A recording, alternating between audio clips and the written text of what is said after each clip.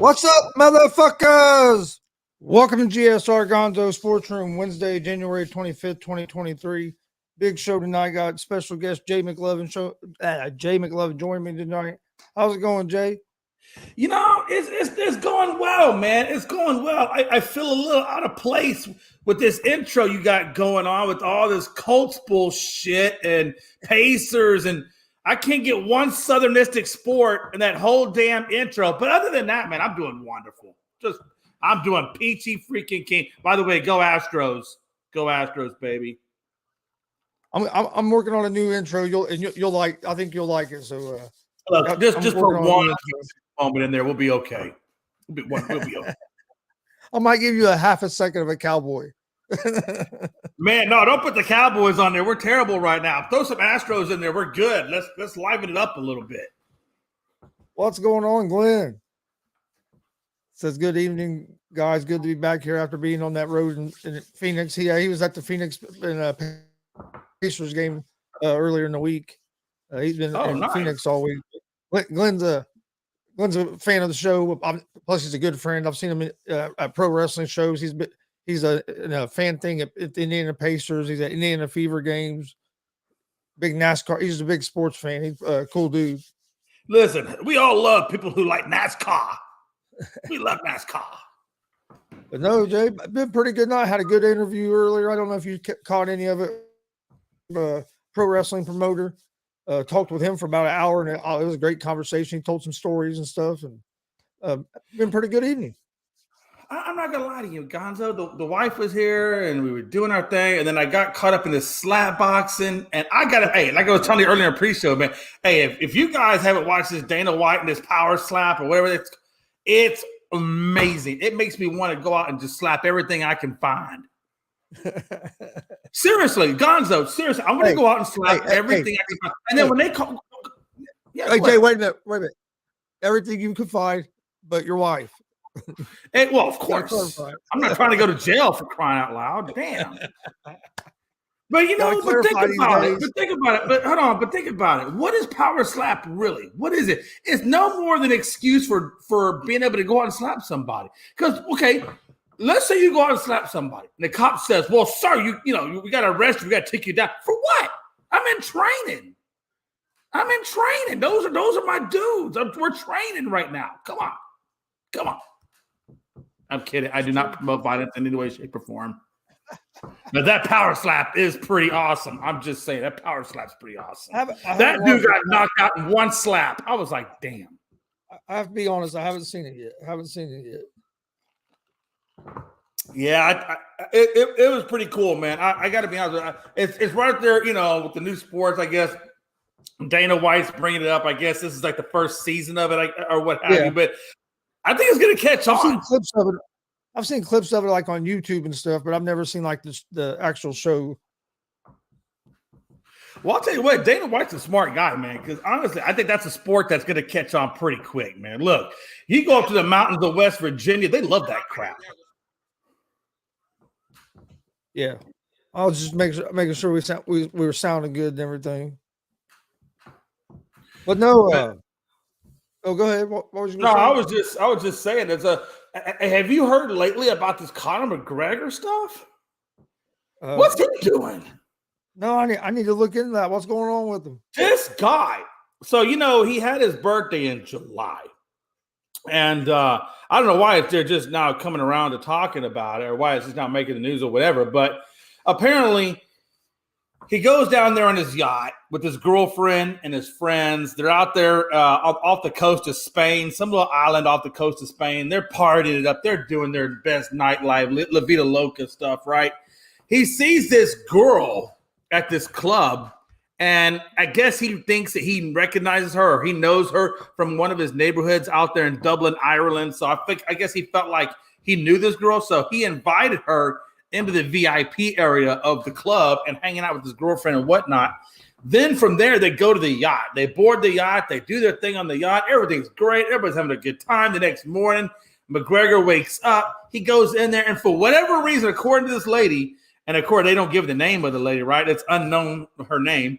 Yeah. But apparently, she says he goes in there and aggressively hits her in the chin, hits her in the side of the face. Son of a bitch. Hey, watch this. Hey, watch this. And when I say hit, the word they use is punch. He punched her 2 times. Once on the side of the face. No, it was the side of the face and it was the stomach. That's what it was. The side of the face and the stomach. And then he told her that he was going to choke her out, drown her in the water. Now, this girl freaks out, jumps into the damn ocean. The Red Cross boats, I guess, get notified about it. The Red Cross boats come up. They rescue this young lady. They bring her back to shore. She's got nothing but a bikini on. They take her to the hotel room.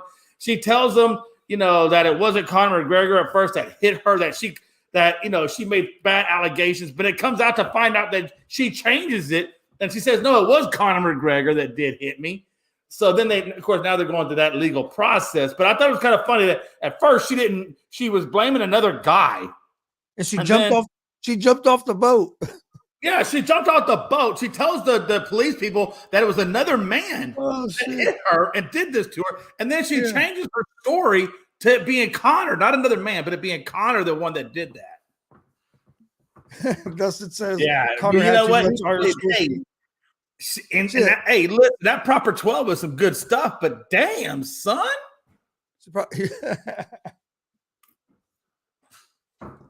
Long story short, I guess Conor McGregor is ready to come back. What is about all these guys going crazy? Sports athletes going crazy. You got the football player that I'm into or whatever. It looks like he's going to play this weekend. Which I told you that the other night. I figured he would play. Yeah. Well, it's interesting, right? It's interesting. So it's a misdemeanor. I mean, he bonded out misdemeanor. He'll have to pay a ticket, whatever the case may be. So. But at the end of the day, I really thought the NFL would have stepped in and said, hey, I understand it was just a misdemeanor, but at the same time, it's still domestic violence, whether it's a misdemeanor or not. I thought that would have been a conduct policy issue. And I thought the NFL would have stepped in and said, no, he's going to have to go through a suspension before we can let him play. I think you might still see something. I just think that it wasn't going to be by Sunday because they have to investigate and everything.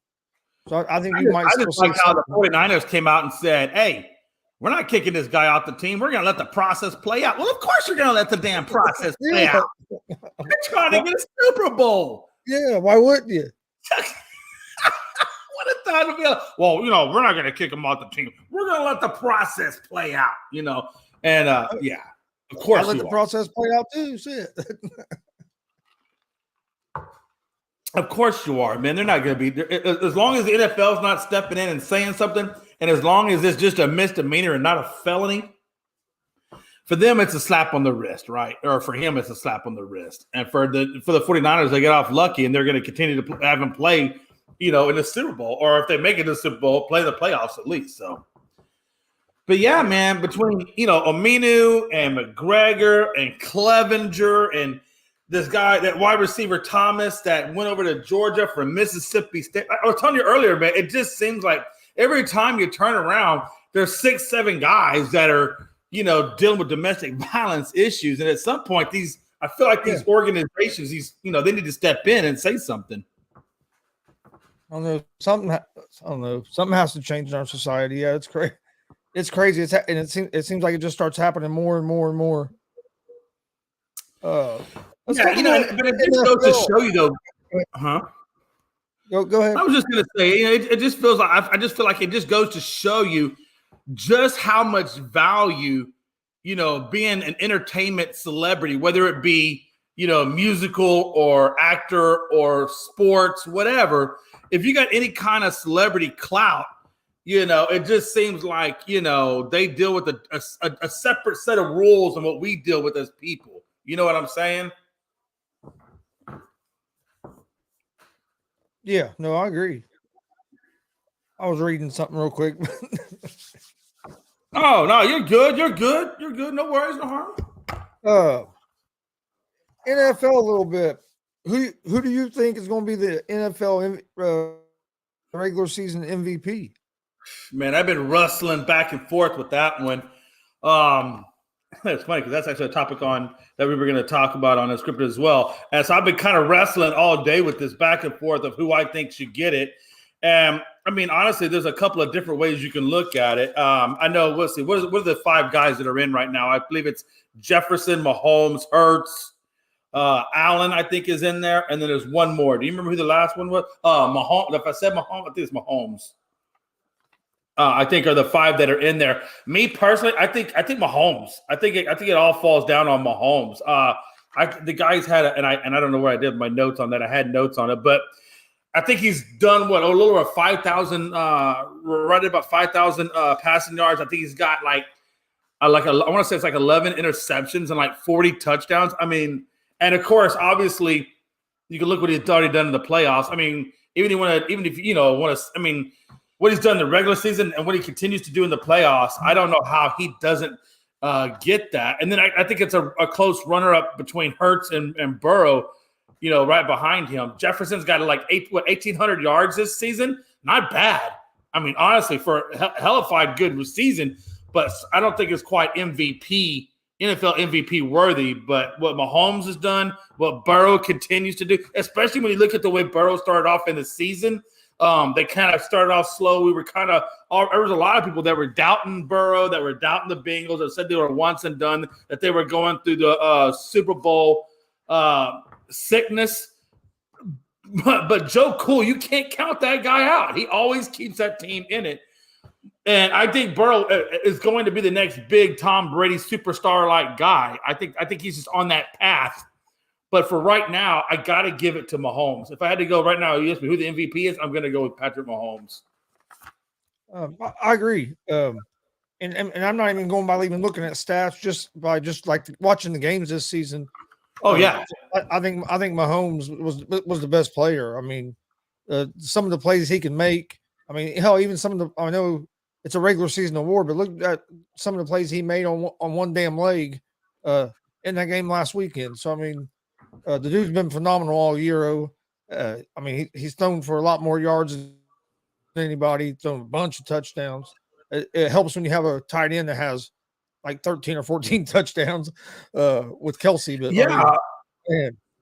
But yeah, and the thing about it is the reason why it makes it so hard is Burrow. I don't see anybody else getting it.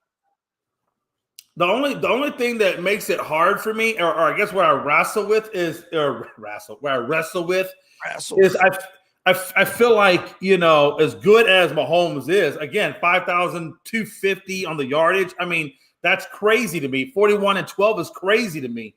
But when I look at Burrow, though, Burrow owns Patrick Mahomes.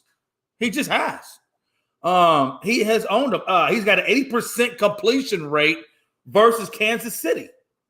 80% completion rate versus Kansas City. I mean, the only thing that's hurt him is he came in at about 44-75 on the yardage, 35 on the touchdown. So he's about 6 touchdowns light, and he's about 600 or 700 yards light. But when you look at his completion percentage of 80%, I mean, that's insane to me against Kansas City. That's insane to me.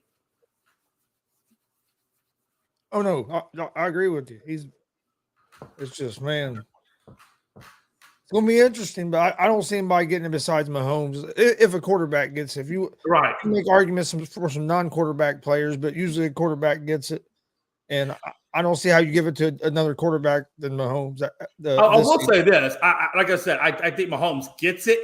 But if somebody came on and said, hey, look, you can make a case for Burrow over Mahomes. Trust me. Because you have to look more than just stats. I mean, stats. No, I agree. You know what I'm saying? I mean, if somebody wanted, I think Burrow. I think Burrow is starting to make a case that he's the best quarterback in the NFL. Yeah. I mean, I think as time goes on, I think we're going to see more of that. What's up, Rob Scott? Man, Rob Scott was supposed to be on the show yesterday, and of course, he wasn't there. He said, "Well, I didn't get off in time." I don't know, whatever, man. You got a phone, don't you? You can get on that phone. You got a phone. Hey, there's nothing wrong with taking a 10-minute bathroom break. It's all good. It's all good. It's all good. But no, I think you can make several cases for that. They just released all the different awards got released. I believe it was today. It was either yesterday or today. And one of the ones on there that I'm struggling with too, outside of the MVP one, would be the comeback player, because McCaffrey's in there, Geno Smith is in there, and there's one other guy in there. But for me, I think the two best cases come down to McCaffrey and come down to Geno Smith. I mean, McCaffrey because of injury, and Geno Smith. Saquon Barkley. Yeah, Saquon. So you got Saquon, McCaffrey, and Geno. And I just don't know how to separate that, because what Geno has done in the resurrection of his career is phenomenal, and it is comeback worthy. But then you look at what Saquon has had to deal with, what McCaffrey's had to deal with in injuries, and then you look at the value that they put out into the regular season, and they can make a strong case for comeback. So I got to be honest with you, this is the first time where I'm at a three-way tie. And my boy Smoking Joe. Smoking Joe, man, I'm telling you. That's why I said Burrow's starting to make a case that he's the best. I didn't say he's getting his name up there in that conversation. Though. Hey, but also, like I was telling Dustin, don't get caught up in them damn stats. I'm telling you, hey, 80% completion rate, Burrow against Kansas City. And how many times has Burrow beaten Patrick Mahomes? Yeah, I agree with Rob Scott. Pat Mahomes is the best QB as of now, but I think Joe Burrow's right on those hills. Oh, absolutely. Absolutely. Absolutely. But again, I'm not taking anything away from Mahomes. Like I said, no, Mahomes is outstanding. He's fun to watch. The dude makes plays. That's also, what we're almost kind of seeing though, and I saw this earlier, and it made a lot of sense to me. Remember back when Manning and Brady had their competition against each other? Yeah, when they were playing. I remember that well. Yeah, they were like arch rivals, and now it's like you're seeing a Patrick Mahomes, Joe Burrow rivalry, which I love it. I mean, I love it when that kind of stuff continues. It just makes the league a lot more fun, It's kind of starting out the same, like Burrow's won the first three games. Brady was beating Manning there at the beginning, then before Manning finally got started getting some wins over Brady. So yeah, you know what I mean. So you're seeing one quarterback kind of get off to a dominant start, where Burrow hasn't lost to the Chiefs yet.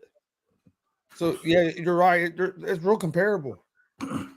Yeah, it's like I said. I like it because I feel like this new crop of quarterbacks that are taking over from the old school quarterback regime. You had to bring up Manning. Now you made me think of Jeff Saturday, who got his second interview today for the Colts head coaching job. Oh man, you don't want that. I'm telling you, and you know this. My dad know this. Anybody that's been listening to the ASAP Afternoon Blitz, G.S.R, unscripted. I've been saying the whole time that Jeff Saturday is going to be the head coach of Indianapolis. Yeah, you have been saying that, and I've been telling you that's what's going to happen. That's what's going to happen. God, what would you do if that came to fruition? Like, how would you handle that? I don't even know yet. I'd have to see. I'd have to see who's on his coaching staff. I want to see the coach. No. Gonzo, you look. Just like I know. I don't care what quarterback. I'm going to be a Colts fan. I'm going to be. No, I know you're going to be a Colt. I'm not telling you to just leave the Colt foundation. I'm just saying, if they named Jeff Saturday as your next head coach, permanent head coach, I don't care who you bring in as a quarterback. Hey, that franchise is going to be struggling. I don't care. They're struggling. I'm just saying. I'm telling you, it's all the reports I hear out of like the Indianapolis area and the Anderson area, which is just right outside of Indianapolis, is that Jeff Saturday's going to be the guy. And so we'll see. Real quick before we go on to head coaches, though, have you heard now the recent rumor is that Sean Payton may not even take a head coaching job this year, that he may just go back to the booth and possibly come back out in 2024? Why not? Look at all the money he's making. Look at all the money he can make sitting in the booth on TV. Why not? Shit. Oh, yeah. I still think he wants that Cowboys job, and I think Jerry Jones just hasn't, been committal about it. But I still think he wants that Cowboy. I don't think Jerry Jones is going to move off McCarthy. I don't think. I know, man. Jerry Jones, I don't think he thinks McCarthy's the problem. I don't. Truthfully, I didn't like the McCarthy hire. I'm not a big McCarthy fan, but I got to give the man credit. He still has 2 back-to-back 12-win seasons. So, I mean, it's not like he's floundering the team. But I think we all know that the offensive coordinator, Kellen Moore, if nothing else, I would be happy if they just let go of Kellen Moore and bring in a good offensive coordinator, or at least a one that will put more motion and more deception in the scheme of things. So if we just get a new offensive coordinator, again, it has to be the right offensive coordinator. But if we bring in a new offensive coordinator, I think we'll be moving in the right direction. Yeah. But real quick, Rob Scott said Geno definitely deserves comeback player of the year. He took a team to the playoffs and no one predicted would be there. Yeah, I agree.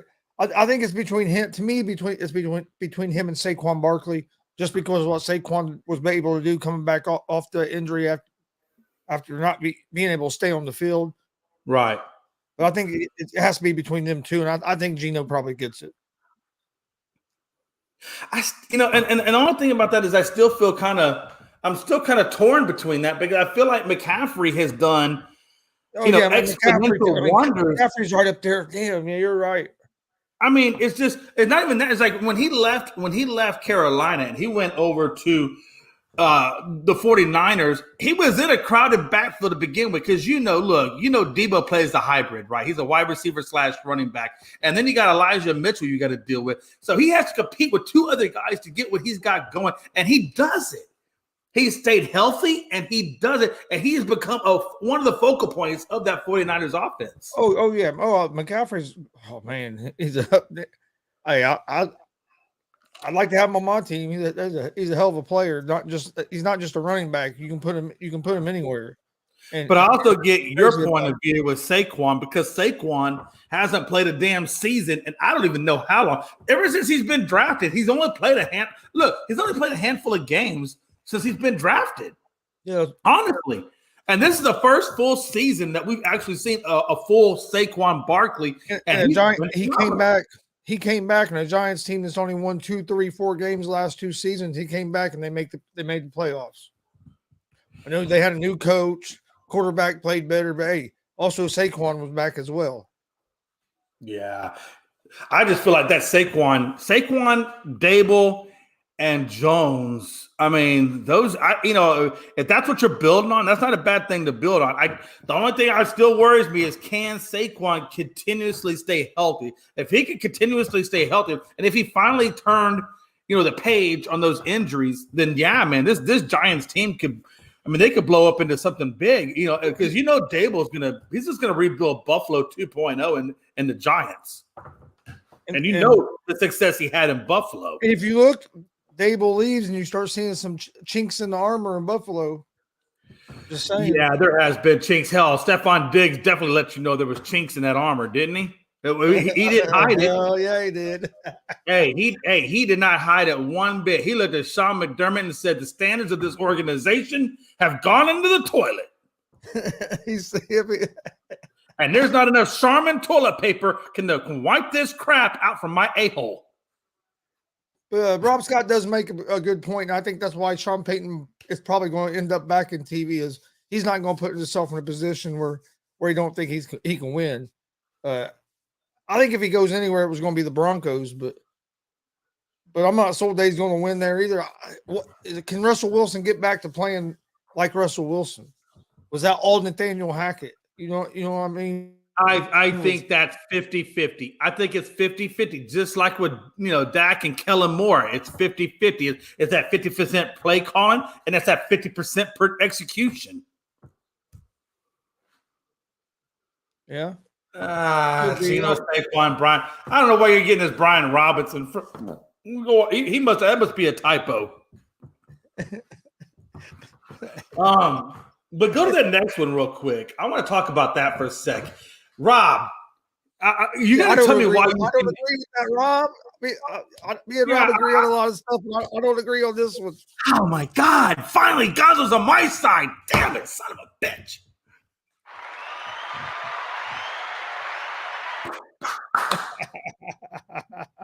Hey, listen, it ain't very often that people side with Jay McClellan. So, when somebody sides with Jay McClellan, I just take every last ounce of that adulation, man. Because I'm telling you, it doesn't happen very often.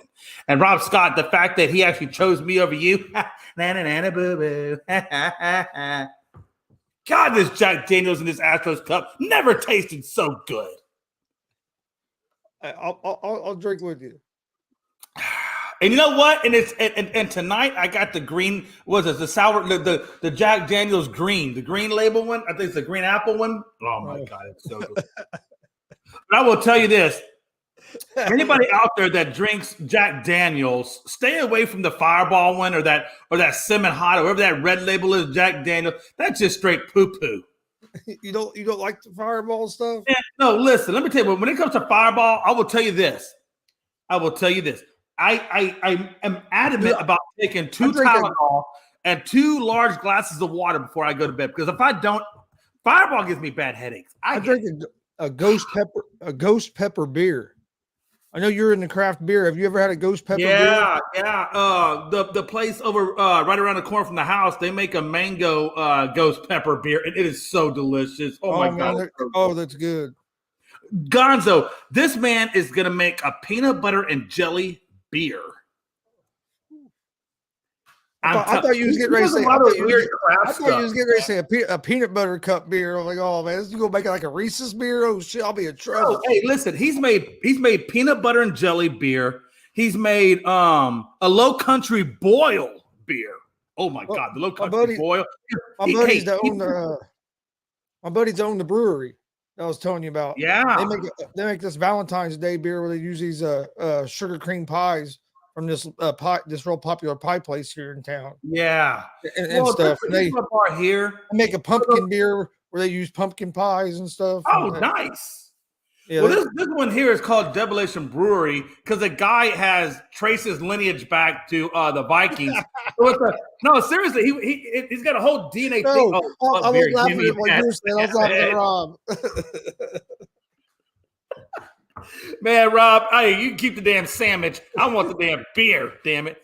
No, but it's a Viking style bar, and I like it because it's veteran owned. It's an old veteran captain. I'm with Rob on that one. I want that sandwich.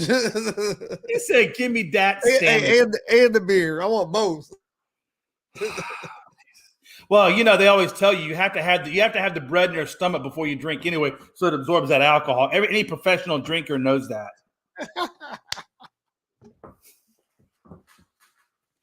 And I will tell you on those days when you can't afford Jack or you can't afford Jim, hell, you can't even afford Evan Williams, you better go out and get you a nice little cherry flavored Robitussin and chase it down with a nice Coca-Cola. You'll be all right. Oh shit. Hey, listen, man. That's when you know you're an alcoholic. When you start drinking Robitussin and chasing it with Coca-Cola, you got issues. You got issues. Rob Scott said, "Facts, Jay." I want that biscuit and a beer. That's all I need. You know what, man? And not just any biscuit, man. You don't have them up north, but down south we get this place called Cracker Barrel. God, give me a Cracker Barrel. Oh, you got Cracker? Yeah, give me a good Cracker Barrel biscuit and some beer, and we're good. Hell, I'll go hang out in the craft section and do circles around the old ladies because I'm drunk as hell drinking beer and biscuits. Yeah, that wasn't the kind of biscuit I was talking about. But yeah, we have Cracker Barrels. What the hell kind of biscuit are you talking about? Come on, Jay. I'm old school. I don't know half these damn lingo. Look, y'all got all this terminology out there. I don't understand this terminology, man. I'm old school. What do I know? Blunt, Jay. Blunt. Oh, well, hell, when's the last time we called a blunt a biscuit? I've never called a blunt a biscuit. Hey, listen, Gonzo, when I hang around you guys, man, I learn all kinds of stuff, man. Okay?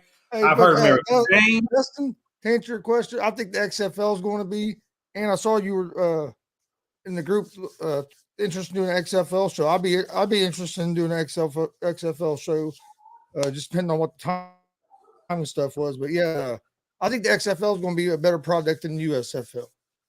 You have an opinion on that, Jay McLovin? No, I think XFL will be better. I personally don't like the USFL right now because they're not going to any other stadiums other than damn Alabama. I love that sound. Oh, bitch. Everything good over there? Man, hey, the wife's been struggling, man. She's been a little sick here lately. But oh, the Lord, child, is that the whole log? Keep it down in there.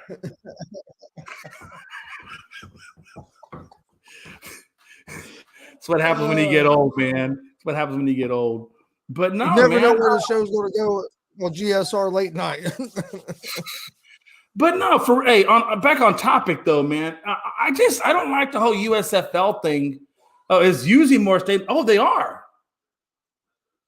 Okay, that's news to me. I did not realize that. I just have a feeling that the XFL is going to get the better players.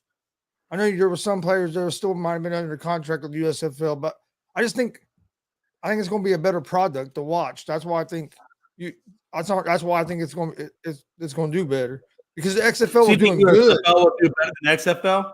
No, XFL. I think the XFL is going to do better. Yeah, because the XFL, that's what I'm running towards. The XFL last time it was around was doing good. They had sold 60,000 tickets to a game in St. Louis, and they were getting pretty good ratings on their TV games. The problem with that, what happened was, COVID hit, and the damn pandemic hit, and everything got shut down. Right, and it was in their first year. If that wouldn't have happened, they would. I think they'd still be around today and would be in a good spot because it was growing and it was a good product. I watched it every weekend, and I'll probably watch this XFL almost every weekend if I'm home when I'm not doing wrestling shows and stuff. If I'm home, I watched it. I thought it was a good product. Oh, look at old Rob. I'm sorry, I didn't mean to care. I just saw that comment by Rob. He said, get well. He said, oh, I took it off. He said, get well, Miss McLovin. Man, hey, look, I appreciate that, Rob. She going through some coughing. I think she's got some kind of the seasons have been going up now. I was down for a week last week with some kind of stomach virus. I was down for a week last week. Man, I couldn't get out of bed. I think it's the weather, man. When the weather goes up and down, like it's been really erratic lately, to where it's been going like between the 30s and the 80s and rain and everything else. It just, I don't know, man. I don't know if it's stuff in the air or not, but yeah, she's been getting it. Hey, Gonzo, what do we got going on this Saturday, man? Did you plug that yet? Oh, yeah, no, I hadn't. But this Saturday, 7:30 p.m. Eastern, Royal Rumble watch party live reaction. Royal Rumble pay-per-view actually starts live premium event, no longer a pay-per-view. Starts at 8 p.m. We'll be live at 7:30. Going to do a little pre-show, maybe give our predictions of what we think is going to happen at the Rumble, and whatever else is going on. It'll be a great group of guys. It's going to be unscripted. G.S.R. GonzoSportsRoom, and it's going to be on the All Sports All Plays Network. So 7:30 p.m. Eastern this Saturday, the 28th. Maybe we can even get Rob Scott to jump on a little bit this Saturday night. Oh, Rob Scott. I can't waste a while. Yeah, Rob, this has been one of them moments where, we're not talking baseball, and I'll look at you kind of like you look at me when we're talking baseball and we're doing wrestling. So it's all good. By the way, I did catch Chris Jericho today, though, on AEW. My wife loves Chris Jericho. Oh, I like Chris Jericho. I want to go see his band play. Yeah, that's what Mel saw. Fozzy came to Savannah last year. Right there's a graphic about Saturday night. So with all the information on it for everybody. Yeah, Mel went and saw Fozzy last year in Savannah, and she said she loved it. But the guy Savannah's hot as hell. And he came in the summertime, and he had a leather coat on, leather gloves, all this leather stuff. And I'm like, how is he not sweating like a factory in there? Yeah. But it's funny, if you ever see his backup musicians, they all look like they're on crack cocaine because they're skinny as hell and they look like they're about to kill over. Oh, thanks, Rob. I appreciate it. He says he can't wait to watch the Rumble. I can't either. The trial of Sami Zayn on Monday night was awesome. And we'll talk a lot more about that. And on Friday night on G.S.R. show. And Rob, if you want to jump on Friday night, you're more welcome to at 11 p.m. Eastern. Then my dad will be on, and we're going to talk a lot of Royal Rumble on Friday night as well. So the pre-cards are leading up to. That's something we're going to talk. We'll talk a lot of NFL football Friday night because of the championship games on Sunday. And then we're going to talk a lot of Royal Rumble on Friday night for the GSR show on this Friday. Nice. That's going to be a good time. You said that trial of it, Sami Zayn was awesome. it was. Did you watch it, Jay? No, I Yeah, did. I need to go back and watch that. Yes, it was good. That What first all? What hour, all that was first it? hour of Raw had no commercials. Oh man, it was great. They were just going at it. I'm ready for Saturday night. Oh hell yeah! I took the wrong one off. There we go. You know, I see a lot of people, not to switch too many subject matters, but I've been seeing a lot of people on Facebook pissed off that Scott Rowland was elected into the Hall of Fame over, a few other players. I thought he deserved it. I mean, the guy's like an 8-time Gold Glove, almost 300, almost 300 average. I mean, I don't know why they're so upset about that. And it's just because people want something to bitch about.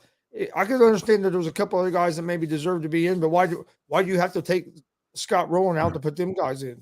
Just because them guys deserve to be in doesn't mean Scott Rowland doesn't deserve to be in. That's what I hate. Oh, he shouldn't be in because he should be in. Well, why can't they both be in? Because Scott Rowland deserves to be in.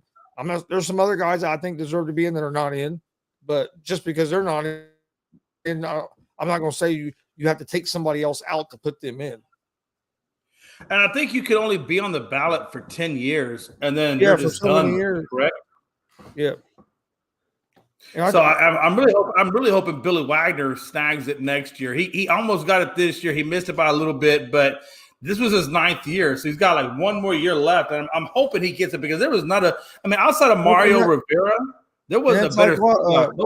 Kurt Schilling, where they're basically not going to let him in because of political views. Oh man, there's so much stuff that's tied into that. I hate that political side of craziness because I don't see why anybody's political views should keep them out of the Hall of Fame. Whether you agree with them, don't agree with them, whatever, you gotta look at the man's body of work. And if the man's body of work deserves it, he'd be in the Hall. Why should anything outside of that? I agree.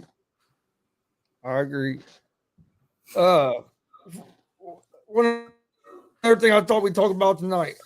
LeBron James getting close to getting the scoring title in the NBA. Right. Does this make LeBron I'm going to say win because he's going to next probably 7-8 games or so, but does it make him the best player of all time? In my opinion, still no. I put him at number. I still got him at number 3, man. My three are still my 3, man. It's still still Jordan, Kobe, and LeBron.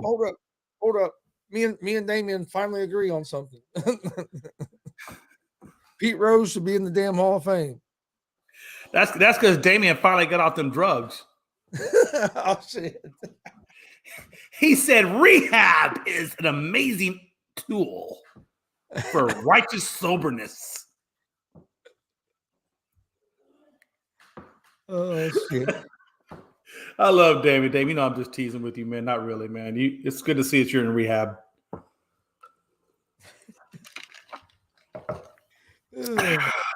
So you have what? Jordan still at number 1? Look, man. My argument still doesn't change. The fact that, Kobe did it with one team and didn't leave when things weren't going right. The fact that Jordan left or got 3 consecutives, left, came back and got 3 more consecutives. I mean, these are things that Bron hasn't done.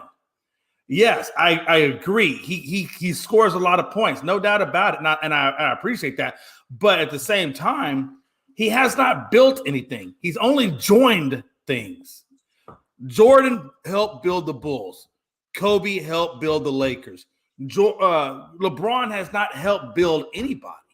He just joins and he just jumps back and forth. And I can't put somebody that jumps back and forth between clubs or between super teams, however you want to term it. I will give him, they did make that one where he was in Cleveland, the first championship where he did have less talent. Hey, I get that, but why didn't he stay in Cleveland? Why did he have to leave? Why couldn't he get that championship and keep building Cleveland and keep getting championships in Cleveland?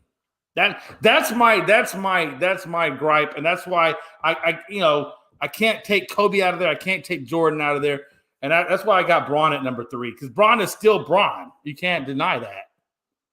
I'd have Braun probably 2, but Jordan, and I wasn't never a Jordan fan. I hated Michael Jordan.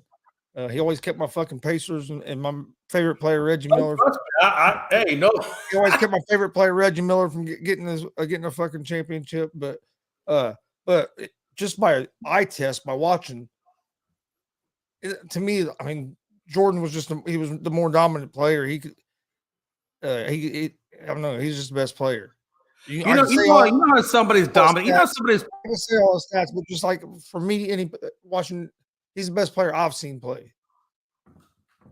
You know the telltale sign of a truly great number 1 player of all time is when the Rockets get back-to-back championships, and the first thing out of somebody's mouth, and it doesn't have to be somebody from Chicago, it could be anybody, is, well, Jordan was there, that wouldn't have happened.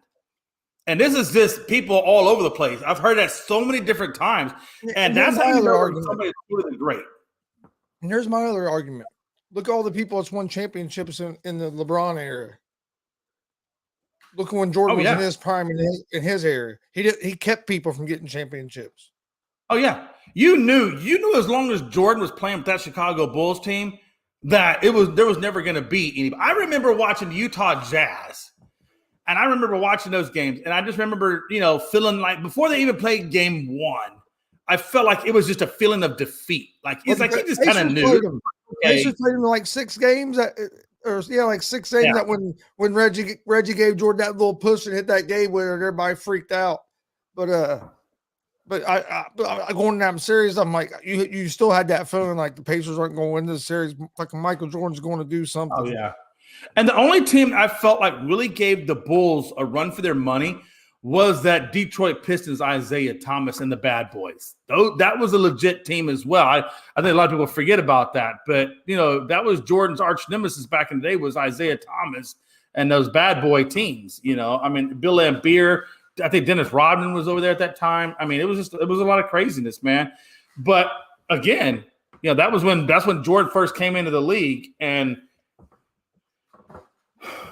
as much as I like LeBron, I think I like LeBron more for what he does off the court in the community than what he does even really on the court.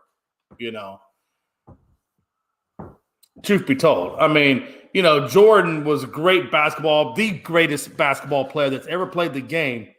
But the philanthropy or the giving back to the community that LeBron has done outside of what he brought to the court. That just makes you want to automatically, love that guy because he's done so much. Yeah. No, he's done. I mean, yeah, he's been one of the few guys that hasn't been caught up in scandals and a bunch of other stuff off the court. I mean, you never heard anything like that. So, I mean, yeah, you can't ever get on LeBron for like the type of person he is.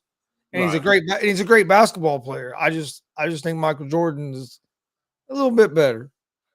What I kind of wonder is with the Lakers and Bron, they rely so heavily on Bron right now to keep that team afloat. If Bron's not giving you triple doubles with 40+ points a night, that Lakers team is struggling. And I think what my gut or my mind wanders is how long can he at 38? How long can he sustain that? Yeah, it's going to be interesting. The interesting part is AD, I believe, comes back February 1 or February 7. I think it's like the first week of February. AD comes back. Yeah, they're talking about he should be back soon. So how do you think that's going to be? Hachimura, Bron? I still don't think it's enough to make them a real threat. So where do you think so when the Lakers, if the Lakers have a healthy Bron, a healthy AD, and Hachimura, how far up the rankings do you think this team can propel itself before we get to the playoffs? To me, I say around the play-in at best. Right, because that's what I'm thinking. I think they get into the play-in, and then we see what they can do once they get into the play-in. That's what I think. I think they'll be right around that play-in area, 8, 9, 10, somewhere around there. But they're going to need a seriously consistent and healthy AD if they want to go anywhere. And we're putting this much load on LeBron James, is he going to be able to stay healthy the whole season? Yeah, I just feel like the Lakers have just so overextended themselves trying to get back, to being, a number one contender, that I feel like they've really set this team back at least 10 years. Because you got to remember AD, he's the youngest one that can get the most capital. We talked about a little bit the other night. They're going to have to get rid of LeBron and get rid of AD, get some draft capital, and go into full blown rebuild mode. Right. Is the only way. I mean, it's coming soon. Why delay it? Why keep delaying it? You might as well just go ahead and hit that trigger and say, "Fuck it, it's rebuild time." I feel like they're going to go back to the days of Nick Van Exel and Divac, that old school Lakers team that was just garbage before Kobe got there, and Shaq got there. You remember those that desolate period that the Lakers went through? Yeah. I feel like that's what they're getting ready to go back. But that's where I feel like they're heading. I feel like after AD is done and Bron is done, I feel like that's where they're heading. No, I agree. I think they're heading that way as well. God, man. That dude said, hey, they're not going to be drafted until 2030. Let me ask you this. This is something I asked my dad earlier on Easy Money, a sports betting show, live Monday through Friday, 3 p.m. Eastern on GonzoSportsRoom, ASAP Sports Network. Come check us out. But anyway, I was talking to my dad about it earlier. I told him I was going to ask you, what do you think would be out of the 4 teams left, the different matchups you could have for Super Bowl? What do you think would get which one do you think would draw the highest ratings? Which one do you think Fox? Which one do you think Fox is hoping for that they think is going to give them that biggest number? I just feel because I think Joe Cool is building his fan base now, and I feel like everybody wants to see Purdy and what Purdy can do with that 3-headed monster. I'm going with Bengals and Niners, man. I think people want to see Bengals and Niners. I think if the Eagles make it in there, I think a lot of people are going to be bored with that. I don't know if the Eagles are going to strike up the fan, and I just don't. I think the Chiefs could do it. If the Chiefs with the Eagles, that might be okay. But I think 49ers and Chiefs would draw a big number because you have the Purdy story and you have the Chiefs fan base and Mahomes that would draw a big fan base. So I think Chiefs and 49ers will do it, or I do agree with you with the Bengals and 49ers. I think the 49ers have a big fan base. Yeah, and I think a lot of people 49ers and maybe Chiefs. Yeah. And I think a lot of people want to see the Bengals get back to the Super Bowl. And I think a lot of people want to see the Bengals win it. I think a lot of people are rooting for that underdog. Yeah, I like Joe Burrow. I'm a Colts fan, but I do like Joe Burrow. I just like the way he plays. You know what I mean? Yeah. I care less who wins the Super Bowl, but it wouldn't make me mad if Bengals won it. Damian says, I think when you get the Dustin says Chiefs 49ers rematch or Bengals 49ers. So he's about the same as me and you. Right. Damian says, I think with the Bengals and that 49ers team, you're going to see so much more high-flying offense than if you had a Chiefs-Eagles. I think a Chiefs-Eagles would be a lot more defensiveness and not so much of the offense. You know what I'm saying? And that could make a boring Super Bowl. Yeah, and Damon says Eagles and Bengals. I think people want to see Chase and Higgins flying around. I don't know about the Eagles and Bengals. I don't know if I think it'd be a good game, but I don't know if it would draw as high as the other ones. I just think you got to look at the market that San Fran is, and then you got to look at the market. San Fran market. Yeah. Because when I look at the Bengals and KC, it's almost like they're the same style of market. KC's, it's a typical small Midwest town, right? But you also have the star power with Mahomes and Kelsey. Yeah, that's what I'm saying. That's what you would be relying on is the star power of those guys. But I think the star power of Jamar Chase and the star power of Burrow. Oh yeah. That's what I'm saying. The Eagles, like the Eagles, do the Eagles have that? I just don't know if the Eagles have that star power. Oh, hell no. That would draw like the other teams. That's why I don't know about the Eagles and Bengals. I think it would be a good game. I just don't know if it would draw the biggest number because I don't know if the Eagles have that star power to kind of add to what the star power the Bengals have. Oh yeah, no, I'm definitely I definitely understand what you're saying. And I don't want to knock the Eagles though, man, because that AJ Brown, Devontae Smith, man, and Golder. Hey, okay, I'm glad you brought up AJ Brown. Did you see where he made a little bit of comment, said not being a diva, but I want the damn ball? Yeah. Well, you know what? Most wide what do you receivers think about that? What do you think about that going to the championship weekend? Is this the time to be? Is this the time to be saying that? Is this the time to be doing that?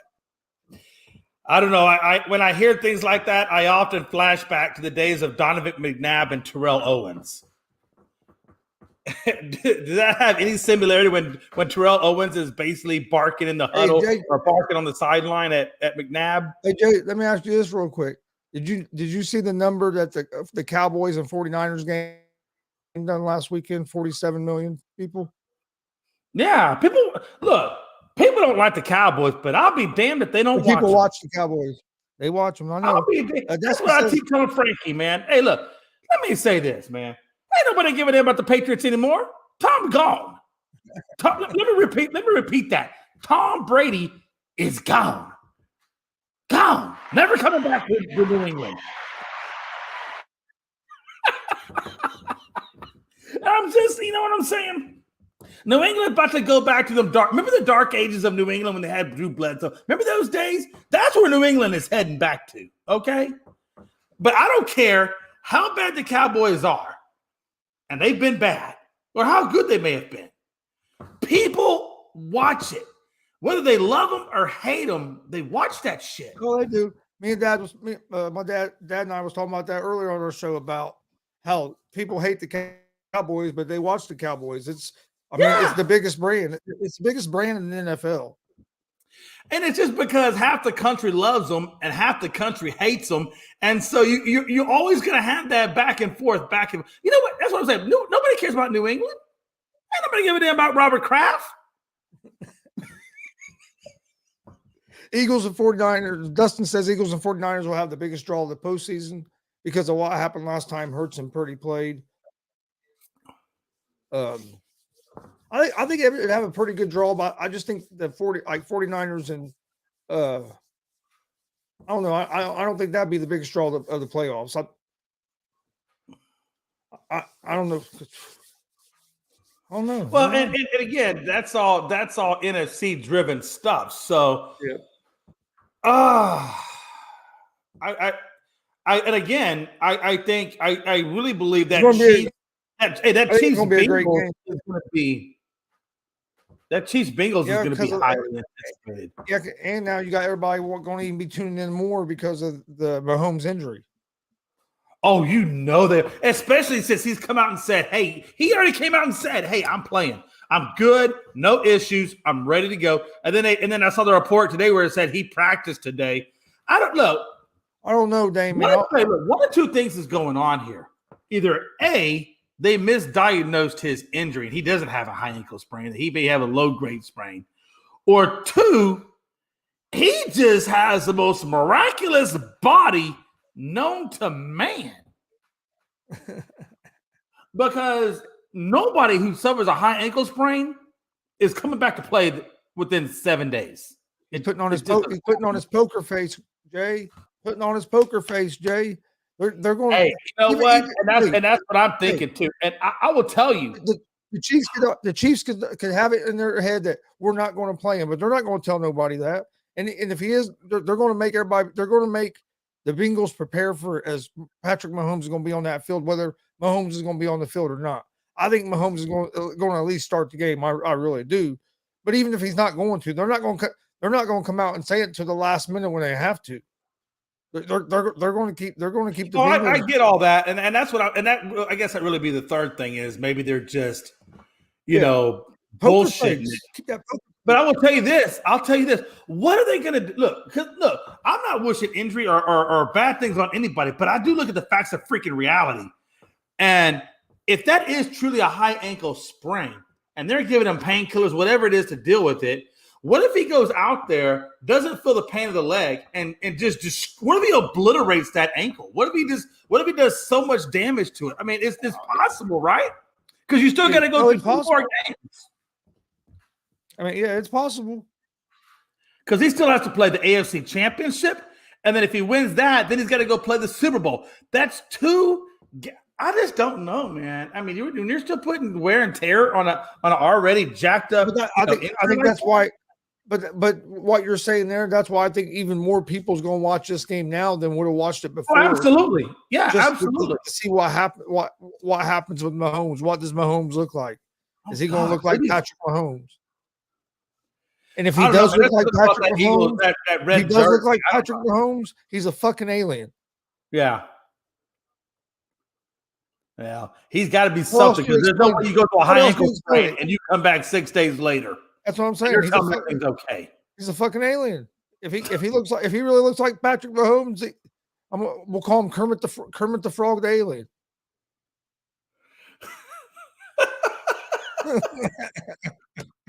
Yeah, I'm just Googling it because for high ankle sprain. Okay. Let's see here. So recovery time from a high ankle sprain, and this is hartfordhospital.org. So this ain't no bullshit site. This is legitimate advice from the Hartford hospital.org. The recovery from a high ankle sprain, often caused in football when he plants a foot on the ground on extreme outward twist of the foot, can take 4 to 6 weeks. Severe high ankle sprains can take up to 6 months and might require surgery. I don't think he has a severe sprain, or he would have already been in for surgery. But I do think he has. A high ankle sprain, and that's a 4 to 6 week recovery time. I'm just saying, man. Look, you throw a guy out there that's playing at like 50, 60%, and the worst thing about it is that he will favor that leg. You know what I'm saying? You're going to favor that injury, which then could lead to more injuries, right? I don't know. Yeah. To me, it just has bad juju all over it. No, I think it's going to be interesting. What would happen to the NFL world? Let's just say, Gonzo, what would happen to the NFL world if something like that? If he did take another injury, and let's say it was either a career ender or a very long time ender. You know what I mean? Everybody will be jumping on Andy Reid. Oh, he shouldn't have played him. He shouldn't have played him. But if he sits him, then they're going to be jumping on him. Oh, they should have played him. They should have played him. So either way, he would be screwed. You know what I'm saying? Here's the deal. Now, normally, I tend to cut Dustin some slack because he is a very intelligent young man, and I get that, man. You're a smart man. Dustin goes on to say there's nothing new from Mahomes. He's had high ankle sprains last postseason and the one before that. I think he's used to what it feels like. Okay, you can be used to what it feels like, and that's fine and dandy, but you can't tell me you're not wearing down that body. Look, you ain't got but so many. Joe Stevens, an NBA player, once said, the body only has so many jumps in it before your career is over. And every time you take high ankle sprain injuries like that and you keep playing on them like that, you're just wearing down those ligaments. You're wearing down that ankle. And you can't tell me there's not a career-ending injury coming in there somewhere sooner or later. Come on, man. We got to do better than this, man. If that's the case, I promise you, he's wearing down. And he may not look at it right now, but his career is going to be shorter with all these high ankle sprains that he continues to play on, if, in fact, that is the case. Yeah. What a time to be alive, man. What a time to be alive. At some point, mortality has to come into this. Or, like I said, he's an alien. You know what? I'm starting to lean towards that direction. If that's the case, okay, he's a damn alien. And if that's the case, maybe we need to put his ass in a laboratory and start dissecting his ass. I'm just saying. All right, Jay. Let's get the final thoughts on this Wednesday night. We know we got Unscripted tomorrow, 7 p.m. Eastern. Don't miss it. Check it out on at Unscripted on YouTube, Facebook, Twitter. You guys do Twitch? No, we haven't quite got to Twitch just yet. Right now we're Twitter, TikTok, YouTube, and Facebook. I haven't jumped on TikTok yet, but I am on Twitch. Make sure you check out Unscripted, 7 p.m. Eastern, Thursday night. Also, ASAP Afternoon Blitz tomorrow, 1 p.m. Eastern. You can find out on the ASAP Sports Network, YouTube, Facebook, Twitch, Twitter, live TV. Also, 9 o'clock in the morning, Around the Bases, our baseball show. The stat guy, Dustin Reese, will be joining. Jay might be joining. He comes on in the morning sometimes. 9 a.m. We're going to talk some baseball. Come join us tomorrow morning. Dustin already asked if Jay was joining. So join us for that at GonzoSportsRoom and at the All Sports All Plays Network. And then don't forget Saturday night. I'll be on for half an hour tomorrow. I'll be on from 9 to 9, by 9 to 9:45.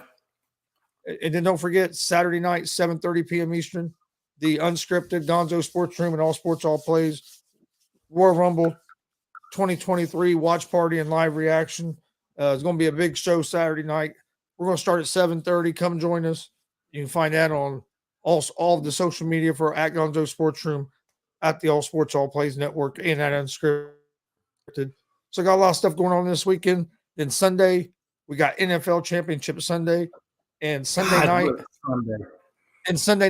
don't have the exact time yet, but I know G.S.R. we're going to do and Jay, if you want to join, you're more than welcome. I know Dad's going to join me. We're going to do a post-game show Sunday night after the football games. Oh, nice. So okay. We haven't decided on the exact time, probably around 10 or 11, but after the last football game ends, do kind of like an NFL playoff recap show Sunday night. So you'll be able to find that at Gonzo Sports Room and at the All Sports All Plays Network. So come join us for that as well. So we have shows all weekend going on. But what's your final thoughts, Jay? Oh man, nothing. I don't have too much. I think we pretty much covered most of the final thoughts tonight. Just make sure when you check us out on Twitter, man, go to Unscripted Guys, all one word. Unscripted Guys, all one word on Twitter. We always Frankie does a good job keeping on Twitter. Yeah, Gonzo Sports Room on Twitter as well. On Twitter, or you can find me at Chris Gonzalez at Gonzalez Sports. But at Gonzo Sports Room is our Twitter, Instagram, Facebook, YouTube, Twitch. Everything's at Gonzo Sports Room. So one name, just go hit subscribe on all of them. I'd greatly appreciate it. But all right, we will see you on Friday at 11 p.m. Eastern with another episode of G.S.R. Gonzo Sports Room. Hope you guys enjoyed the show tonight. We'll see you guys Friday night. Be safe. If you're around the area where it's snowy and cold, stay warm, and we'll see you guys Friday night.